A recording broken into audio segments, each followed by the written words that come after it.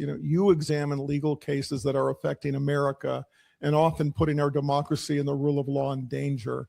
If you think back over the last 18 months since Trump returned to the White House, is there one case or maybe two cases, one or two instances of the regime's lawlessness that you find maybe most egregious, most dangerous? Yeah, so when you're a hammer, everything looks like a nail. So, Stephen, when you're a career prosecutor, former career prosecutor, I think, your interest is always in what's going on in the criminal justice system and how is the executive branch exercising the enormous power of the Department of Justice. So for me, when I saw the first obviously vindictive prosecution brought against James Comey, I can't tell you how long I had been saying some version of, I don't want anyone to suffer a vindictive investigation, criminal investigation, or a vindictive prosecution. But Donald Trump had been threatening to do what? Lock up his enemies. Who is the OG of Donald Trump's prosecutorial abuse wrath? Hillary Clinton. Lock her up, lock her up, lock her up for a decade. And yet, Stephen, even when he had the massive power of the presidency, he did not direct, as best we can tell, any vindictive prosecutions until James Comey, one of his first marquee perceived enemies. And when I saw that, I had been saying all along, I almost welcome vindictive prosecutions because in my experience with the judiciary, and I appeared before more judges, including more presidentially appointed judges than I could ever count, I predicted that the judiciary would, figuratively speaking, cram those vindictive cases down the throats of the DOJ lawyers unethical enough to pursue them in court, and more broadly of the Department of Justice leadership and of Donald Trump himself. And we have seen, I'm always looking for the points of light amidst the Trump-induced darkness. We have seen so many vindictive prosecutions or attempts to vindictively prosecute. So, the prosecutions were obviously James Comey and Letitia James. They could not have fallen apart any more quickly than they did. But then there were the attempted vindictive prosecutions of Jerome Powell and of 6 members of Congress, including Senator Mark Kelly. They couldn't even get past the grand jury phase because they so obviously and transparently abused the power of the grand jury, issued subpoenas for improper purposes. And thank goodness, Stephen, the grand jury has been serving as the conscience of the community, as a bulwark against the Department of Justice's dirty leadership in trying to literally indict the innocent. Grand jurors have stood up and said, no, no, and hell no over and over again. But the defining moment for me, I think, was that one of the defining moments was the first attempt at vindictively prosecuting one of Donald Trump's perceived enemies or political foes, James Comey.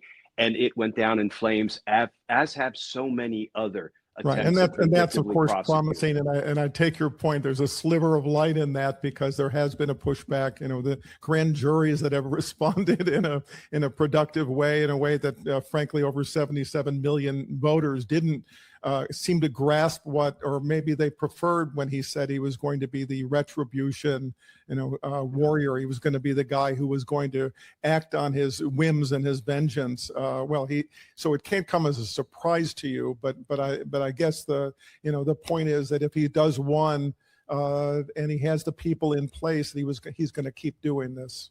Yeah, and I think with each successive attempt at vindictively prosecuting his perceived enemies that fails, Trump gets weaker and weaker and weaker, and his threats of prosecution begin to ring more and more hollow. He's like the boy who cries wolf. Now, it's horrible for the people he's pursuing. They have to spend money on lawyers. They have to probably spend many sleepless nights themselves and their families. But, they're being vindicated in the end over and over and over again. Yet Donald Trump continues to misuse the power of DOJ to go after his perceived enemies. So in some way, you're leading me into the second question, which is about Todd Blanche, and who has in fact been a great assist in these vindictive prosecutions. Todd Blanche, essentially Trump's personal lawyer, his personal Roy Cohn. He's on tap this week for confirmation hearings to become Attorney General. Last week, over 1,200 former Justice Department employees described myriad ways that he's abused his role as acting AG, including the cover-up of the Epstein files, including the $1.8 billion slush fund for January 6th insurrectionists and others so-called wrongfully treated, and as you know, a series of vindictive prosecutions. The letter of those employees opposing Blanche noted that over 16,000 DOJ employees have departed, and he's installed there a culture of fear, where loyalty to Trump, not judicial independence, is expected. How much trouble is the DOJ in? How broken is it? Yeah, it's in enormous trouble. And whereas 16,000 may have left, whether they were unlawfully terminated or they self-selected because they could not endure working for a corrupt regime, I do not call that obeying in advance. These are intensely personal decisions. And as much as we want good people to stay in government and be something of a guardrail, I don't think I could work for the Trump administration the second time around. I served under every president continuously, from Ronald Reagan to Trump in his first term. And then I decided it was time for me to retire. The DOJ is in significant trouble, but whereas 16,000 have left, there are still 90+ thousand there. And those are career public servants who have never represented the interests of a president, any president. They have been representing the interests of the American people, as did I for 30 years.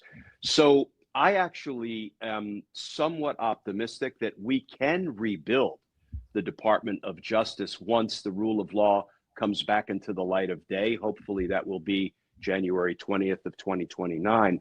I think what will be harder is rebuilding the public's perception of the legitimacy and the honesty and the integrity of the Department of Justice, and rebuilding the presumption of regularity, the goodwill that we worked so hard to earn from the federal bench, because Donald Trump, in less than a year, to put it the way a federal judge in New Jersey put it when Elena Habba was engaged in the shenanigans up there, in less than a year, a once-storied office, the New Jersey U.S. Attorney's Office, has killed the presumption of regularity, the good faith that judges would show federal prosecutors that, they had worked generations to build, torn down in less than a year.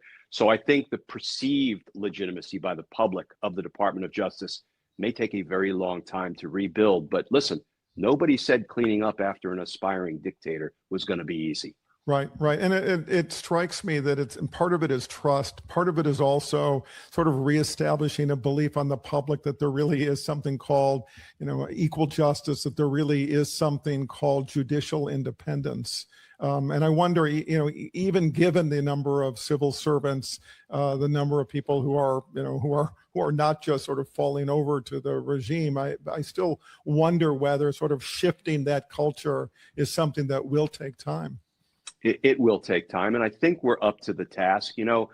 I intended to go back to the Department of Justice in the event Kamala Harris won, and she didn't. So now here I am on the outside fighting for the rule of law, the Constitution, and American democracy. And thank you for doing that, by the way. Yeah, well, listen, selfishly, this is a country I want to preserve for my kids and my grandkids and everybody's kids and grandkids. So, I feel like I'm kind of performing a public service now, kind of translating everything from legalese to English to try to meet the force of the lies and the disinformation, the propaganda being spewed into the public square by Trump and company every day. But I really do look forward to going back, hopefully after the 2028 presidential election, and be part of the cleanup mission and the accountability mission. Because, Stephen, without accountability for what Donald Trump has done this go round to the American people and American democracy, we're giving our republic away. And I'm not interested in doing that.